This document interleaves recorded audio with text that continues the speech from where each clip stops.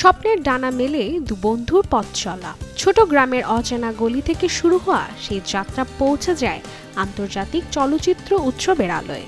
এমন প্রেক্ষাপটেই আসছে cinema Homebound.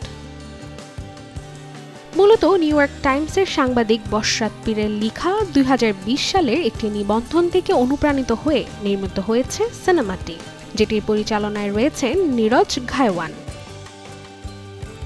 সিনেমার কেন্দ্রবিন্দুতে আছে দুই শৈশব বন্ধু, যাদের স্বপ্ন জাতীয় পুলিশ পরীক্ষায় পাশ করে সমাজে সম্মান পাওয়া। কিন্তু লক্ষ্য যত কাছাকাছি আসে ততই বাড়তে থাকে চাপ, সংগ্রাম আর সম্পর্কের ভাঙ্গন। ছবিতে অভিনয় করতে দেখা যাবে তরুণ তারকা ঈশান খট্টর, বিশাল জেঠওয়া এবং জাহ্নবী কাপুরকে। ২০২৫ সালে কান চলচ্চিত্র উৎসবে হোমবাউন্ড সিনেমাটি প্রথম প্রদর্শিত হয়, আর সেখানেই সমালোচক ও দর্শকদের প্রশংসা কুড়িয়ে নেয় এই ছবিটি। শুধু তাই নয়, ভারতের পক্ষ থেকে ৯৮তম অস্কারে শ্রেষ্ঠ আন্তর্জাতিক ফিচার ফিল্ম ক্যাটাগরিতেও মনোনয়ন পায় এই সিনেমা।